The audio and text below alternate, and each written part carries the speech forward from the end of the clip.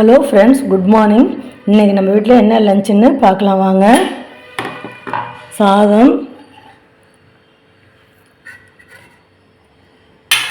சாம்பார், சொரக்காய் மாங்காய் போட்டு சாம்பார். பசங்க 2 பேருக்கும் லஞ்சு கொடுத்து அனுப்பிச்சிட்டேன். சாம்பார் போட்டு தான் பிசைஞ்சு கொடுத்து அனுப்புவேன்.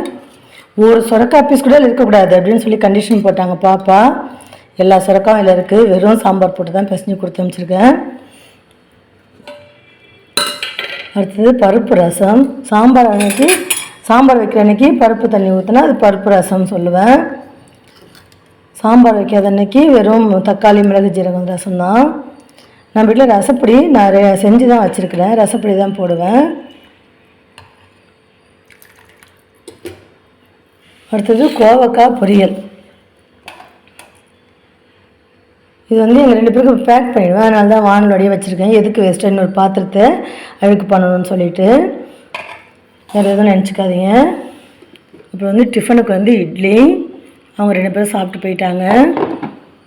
அப்புறம் கார சட்னி. சாம்பார் வைக்க லேட் ஆகிடுன்னு சொல்லிட்டு கார சட்னி வச்சேன். ஆனால் சாம்பார் வச்சுட்டேன். அவங்க சாம்பார் கொஞ்சம் கார சட்னி கொஞ்சம் 2 இட்லிக்கு வச்சு சாப்பிட்டுட்டு சாம்பார் தட்டோடு போட்டு தான் போனாங்க. நான் 2-3 நாளாகவே வீடியோ போடல. சரியான சாப்பாடு எதுவும் செய்யலை, அதனால தான் போடல. நேற்றுமே ஹஸ்பண்ட் ரிட்டைர்மெண்ட் ஃபங்க்ஷன் இருந்தது. அவங்க ஆஃபீஸில் ஒரே நாளில் 7 பேர் ரிட்டையர் ஆனாங்க. அதனால் அவங்க லஞ்சு வேணான்னு சொல்லிட்டு போயிட்டாங்க. அப்புறம் எங்கள் 3 பேருக்கு லெமன் ரைஸும் பொட்டேட்டோ ஃப்ரையும் தான். அது அடிக்கடி போட்டது தானே, அதனால் சொல்லிட்டு நான் போடல. இன்றைக்கி செவ்வாய்க்கிழமை, அதனால் சாம்பார் தான் வச்சேன்.